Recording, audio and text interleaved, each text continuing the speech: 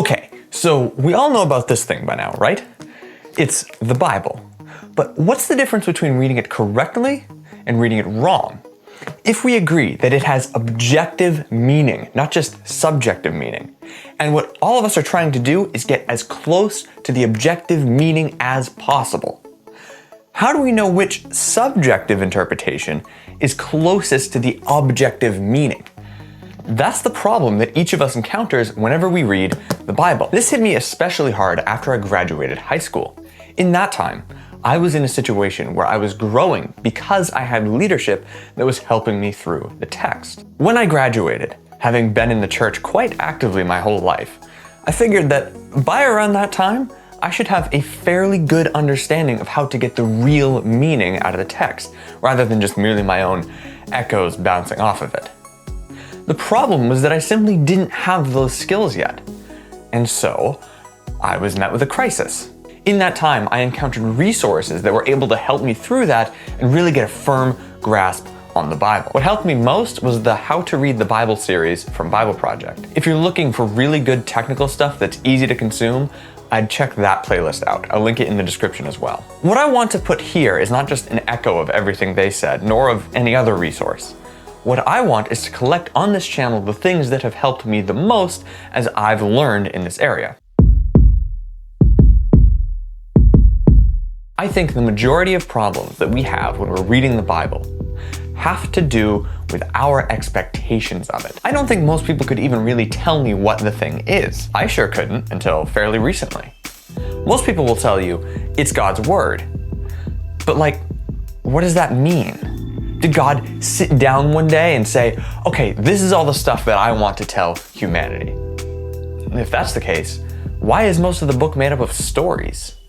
Furthermore, am I supposed to assume that the voice of the narrator is God himself? Let me demonstrate why I don't like calling the Bible God's word. Here's a dictionary, and here's a thesaurus.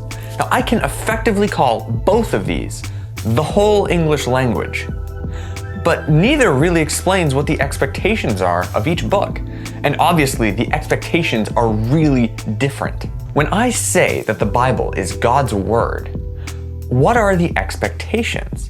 If the expectations are, God is going to tell me how to live through the Bible, then you would be right. Sort of. But also, you're going to be really confused. Why is half the book stories? Turns out most people have an expectation for that too. The assumption is that the stories are there to tell us how to live. Some characters do good things, some characters do bad things, and it's the reader's job to learn the lesson from it and do better things, like the good characters. This expectation that the Bible is a book of stories that teach us right and wrong is actually super terrible. Don't feel bad if you think like this though. I did too. And so do a lot of pastors actually. It's an easy trap to fall into. Say you're preaching through the book of Judges and you get to the passage with Samson and the lion. Well, you gotta preach a sermon on it. Suddenly, Samson is supposed to represent us, the lion is a metaphor for sin, the honey is also a metaphor for sin. It's a mess. That's not what the passage was designed to do, but that's the sort of torture we put it through all the time. And this happens all over the Bible. Why does it happen though? We assume that the Bible is full of stories about morals, using metaphors to teach us how to live. But the Bible tells us how to live in the parts near the beginning where it actually tells people how to live. That's the section of the Bible with Genesis, Exodus, Leviticus, Numbers, and Deuteronomy. We call those by their Greek name, Pentateuch, which means 5 books. But the Hebrew name? Torah, instruction. If you go into the Bible with expectations of what it is or what it will say, that's exactly what you're going to hear. If you expect that it's a book of lessons, you're going to find a book of lessons. If you think it's going to validate your behavior while condemning everyone else's, that's what it's going to do. But if you go into the Bible, allowing it to tell you what it is, wait a minute. What does the Bible act like it thinks it is? This is what really blew my mind when I started diving into biblical studies. The Bible thinks it's a work of art. More specifically, a story. A story of what exactly? It's the story of God's relationship with his creation, humans. It's a story of how humanity fell from its own purpose and rebelled against its creator. It's a story of how God didn't stop caring, how he promised to make it right, even though he wasn't the one to make it wrong. It's the story of how he chose a family, a nation of people who he would use towards salvation, and how even these chosen people couldn't keep themselves devoted. It's the story of God sending his own son so that we could be one with him. It's the story of God's people finally fulfilling their calling to be a blessing to the world as they spread the good news. And it's the story of how it will all come to a close and all will finally be made right. When we look at the Bible the way it wants to be looked at, suddenly it all makes sense. Take that story of Samson and the lion, for instance.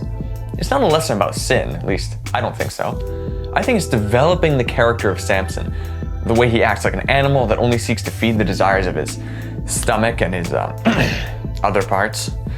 It's building up to the critical moment of the story where Samson's poor character will get the best of him.